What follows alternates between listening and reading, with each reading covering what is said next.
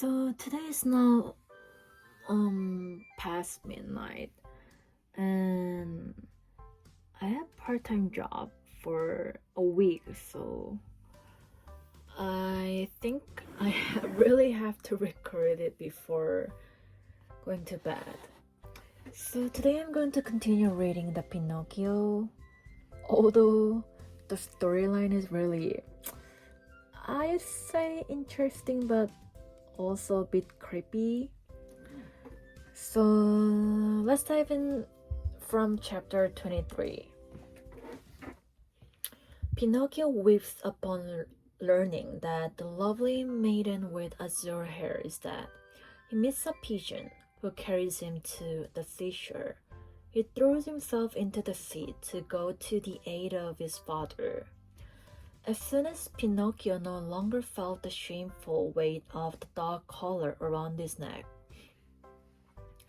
he started to run across the field and meadows and never stopped till he came to the main road that was to take him to the fairy's house. When he reached it, he looked into the valley far below him, and there he saw the wood where unluckily he had met the fox and the cat, and the tall oak tree where he had been hanged. But though he searched far and near, he could not see the house where the fairy with the azure hair lived. He became terribly frightened, and running as fast as he could, he finally came to the spot where it had once stood. The little house was no longer there. In its place lay a small marble slab, which bore this sad inscription: "Here lies the lovely fairy with azure hair, who died of grief when abandoned by her little brother Pinocchio." The poor marionette was heartbroken at reading this word. He fell to the ground and, covering the cold marble with kisses, burst into bitter tears. He cried all night, and dawn found him still there, though his tears had dried, and only hard, dry sobs shook his wooden frame. But these were so loud that they could be heard by the faraway hills. As he sobbed, he said to himself, "Oh, my fairy, my dear, dear fairy, why did you die? Why did I not die, who am so bad, instead of you, who are so good? And my father, where can he be? Please, dear fairy, tell me where he is, and I shall never, never leave him again. You're not really dead, are you? If you love me, you will come back, alive as before. Don't you feel sorry for me? I'm so lonely. If the two assassins come, they'll hang me again from the giant oak tree, and I will really die this time.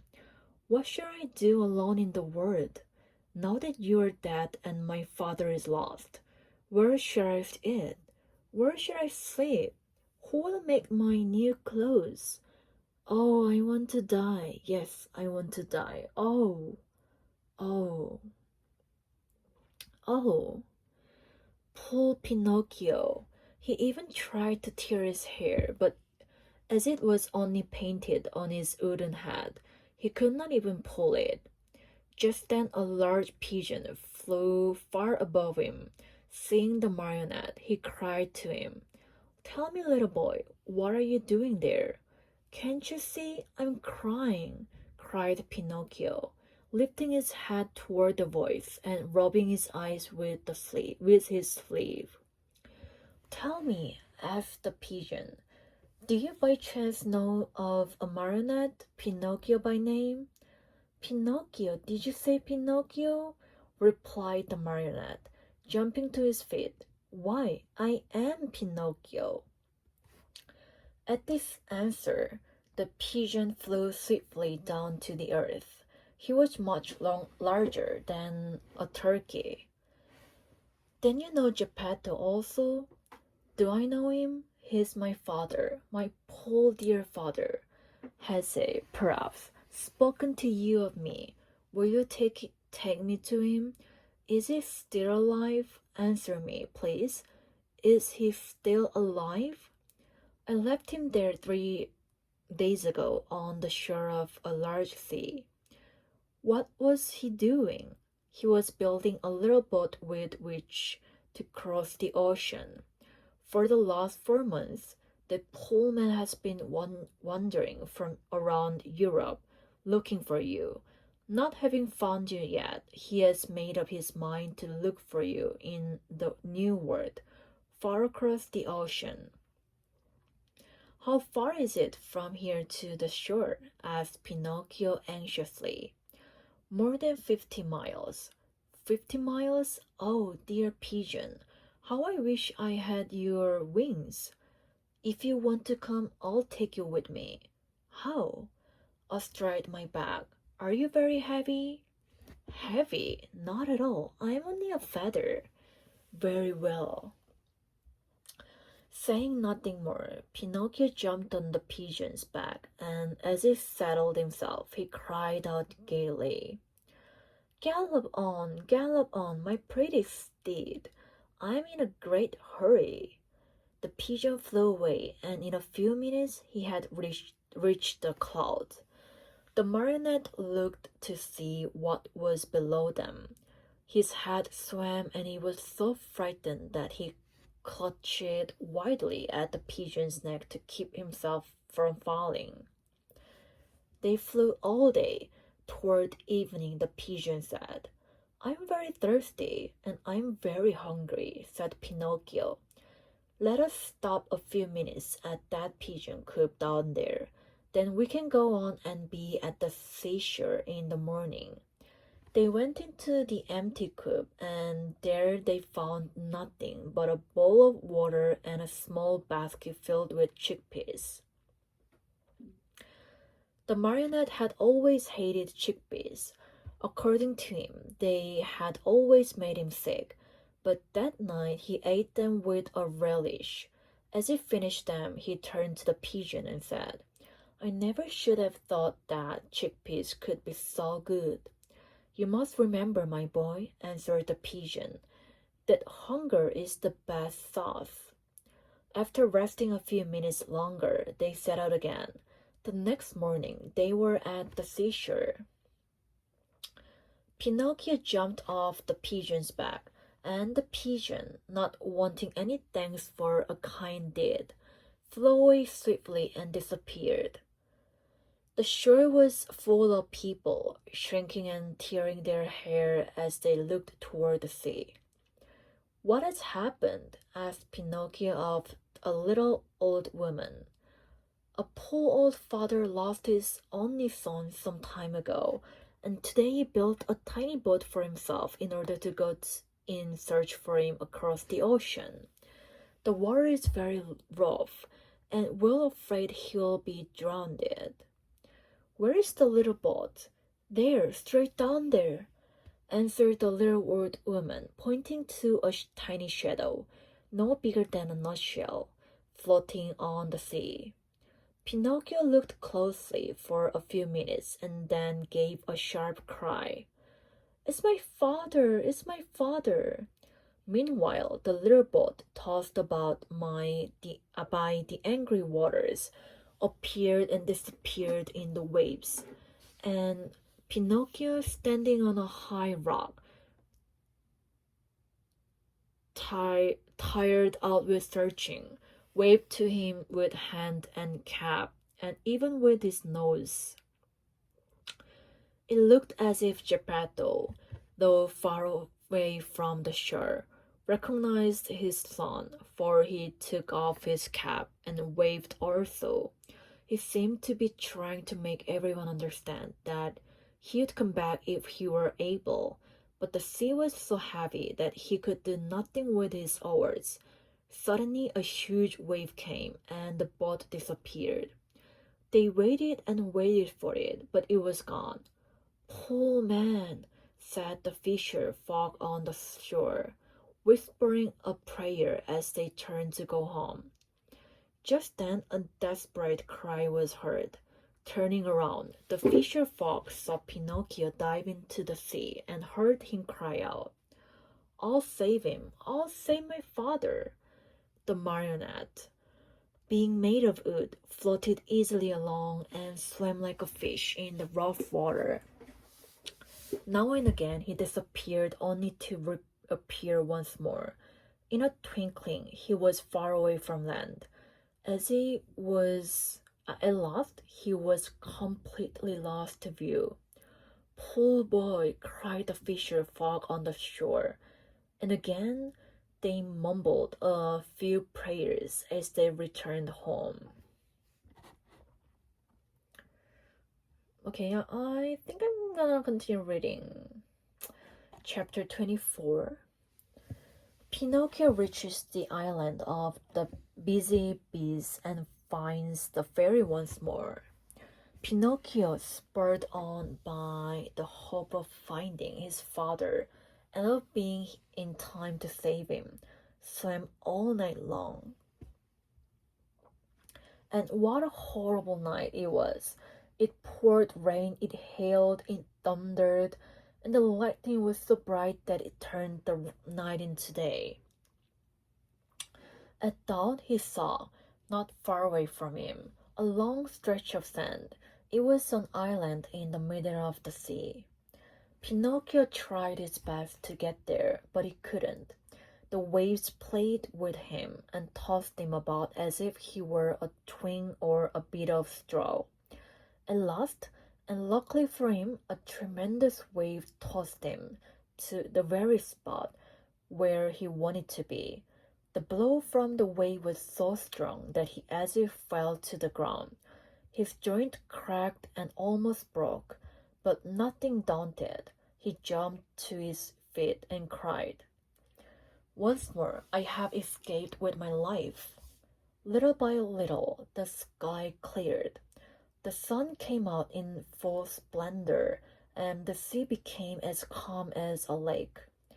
Then a marionette took off his clothes and laid them on the sand to dry.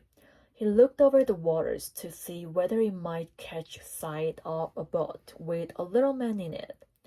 He searched and he searched, but he saw nothing except sea and sky and far away a few sails, so small that they might have been birds.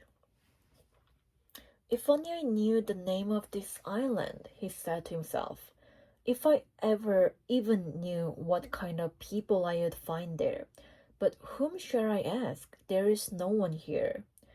The idea of finding himself in so lonesome a spot made him so sad that he was about to cry. But just then he saw a big fish swimming nearby, with his head far out of the water.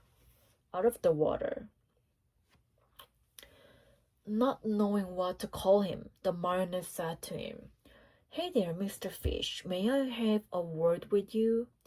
"Even two, if you want," answered the fish, who happened to be a very polite dolphin. "Will you please tell me if on this island there are places where one may eat without necessarily being eaten?"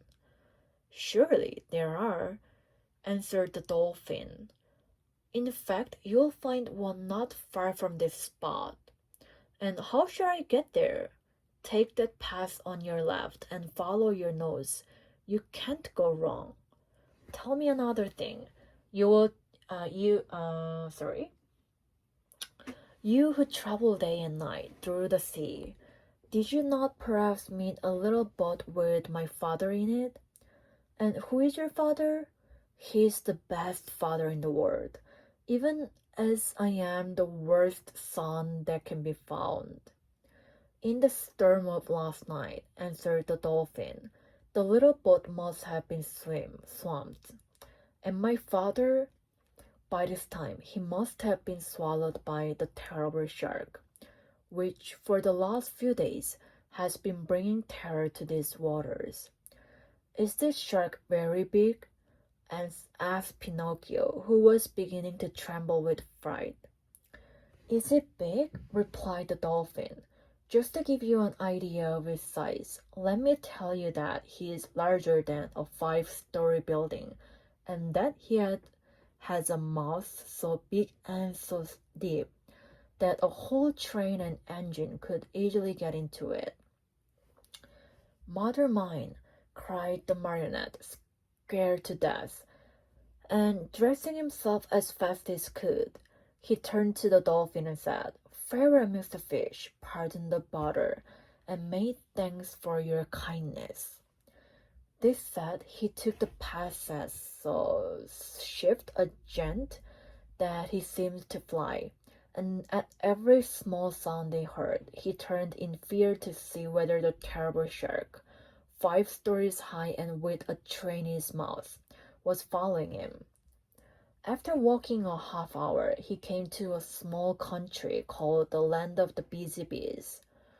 The streets were filled with people running to and fro about their task. Everyone worked, everyone had something to do. Even if one were to search with a lantern, not one idle man or one crab could have been found.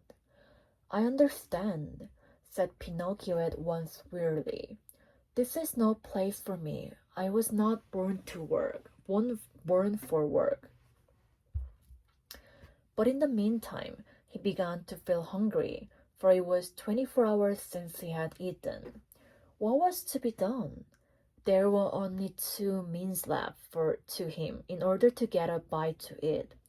He had either to work or to beg. He was ashamed to beg because his father had always preached to him that beg should be done only by the sick or the old.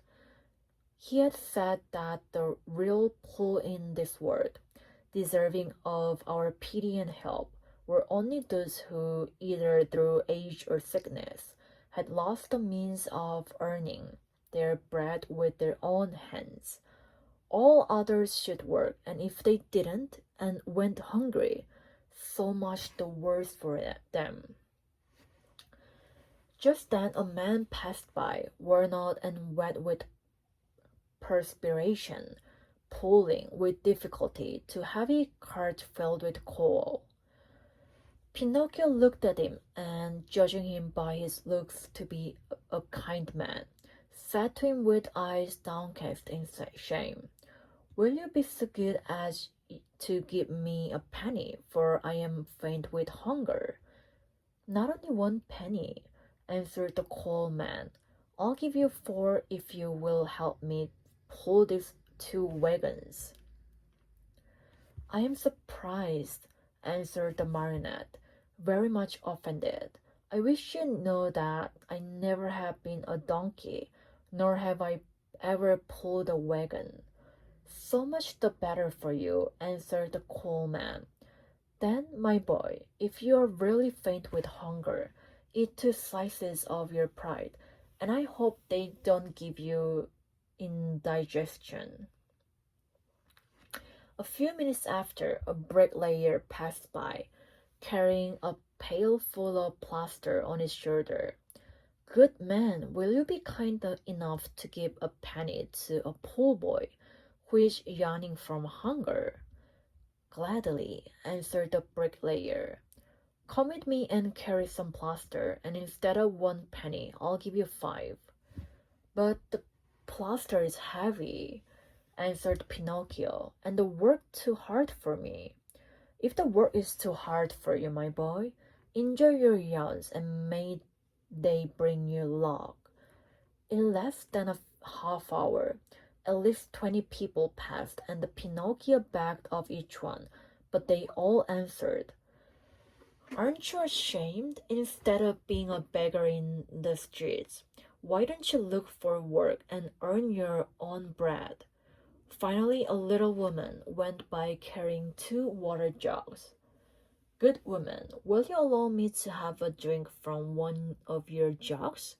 asked Pinocchio, who was burning up with thirst. "With pleasure, my boy," she answered, setting the 2 jugs on the ground before him. When Pinocchio had had his fill, he grumbled as he wiped his mouth. My thirst is gone. If I could only as easily get rid of my hunger. On hearing these words, the good little woman immediately said, If you help me to carry these jugs home, I'll give you a slice of bread. Pinocchio looked at the jug and said neither yes or no. Yes nor no. And with the bread, I'll give you a nice dish of cauliflower with white sauce on it. Pinocchio gave the jug another look and said neither yes nor no. And after the cauliflower, some cake and jam. At this last bravery, Pinocchio could no longer resist and said firmly, Very well, I'll take the jug home for you.